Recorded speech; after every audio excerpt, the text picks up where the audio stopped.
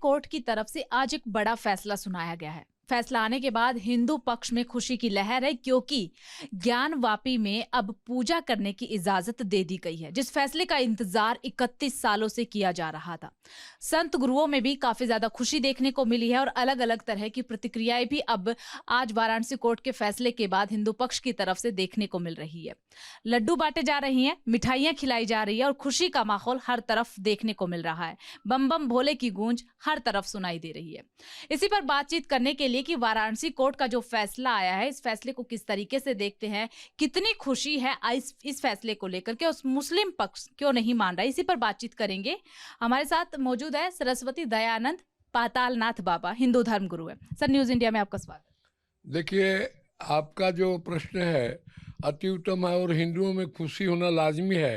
कारण है 13वीं शताब्दी से लेकर के और आपको 17वीं शताब्दी तक जितने हिंदू मंदिर तोड़े गए हैं, उसी के जो तोड़ा गया था मटेरियल, उसी से इन लोग को बना है। देखिए, खम्भा भी बता रहा है और 38 तरह का वो जो न्यायालय जो फैसला किया है, वाराणसी न्यायालय को मैं कोटि कोटि धन्यवाद देता हूँ कि इसी तरह से जो राहुल टूणेकर इसका न्याय पक्ष लेता है कि इसका कह दो निर्भय जय हो जिसका न्याय दया का दानी, the ion is always help to पोरर।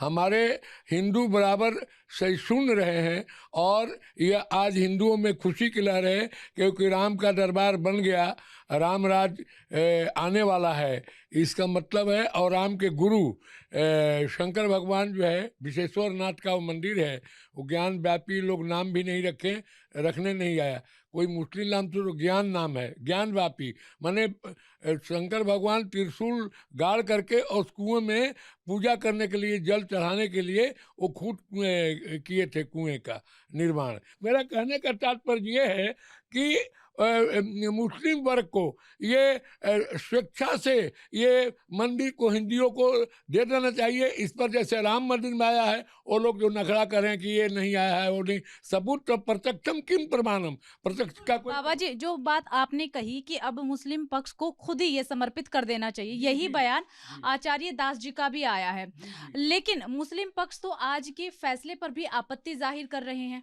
वो सिर्फ इनकार करते हैं, लेकिन मेरा कहने के पर इनकार करने से कुछ नहीं होगा। जब न्यायालय का फैसला आ गया तो उस फैसला को मानना चाहिए। ये ऊपर भी जाएंगे तो फैसला यही आएगा जो न्यायालय फैसला किया है, क्योंकि न्यायालय फैसला जो है साक्ष्य के प्रमाण के आधार पर किया है। तो पूरे हिंदुओं में स्वागत ये हर्ष का लहर है और सभी हिंदू जो है खुशी और मना रहे हैं। और यही नहीं, देखिए वहाँ पर एक और श्लोक को उन्होंने निर्मित किया है, ओ राम ही काम ऋषेशम, बोलते हैं कि है पार्वती, हमारे जो शिष्य हैं राम, वो काम को ऋषेभ कर, राम ही काम ऋषेभम भयभव हरणम काल मते विषिहम योग इंद्रम ज्ञानिगमम गुण निधि मंजितम निर्गुणम निर्विकारम मायातीतम सुरेशम खलबर नृतम ब्रह्म वृंदय देवम वंदे कंदावदातम सरसीजनयनम देव मृवी स्वरूपम शंखे धावमति सुंदर तनु शार्दुल चरमांबरम काल ब्याल कराल भूसंदर गंगा शशांकम काशीशम कलिमल औषधम मस्तम। अर्थात काशी जो है कलिमल को औषध है, वहाँ काशीशम कलिमल औषधम मसलम कल्याण कल्पम, पूरे कल्पों का, पूरे पृथ्वी का कल्याण है।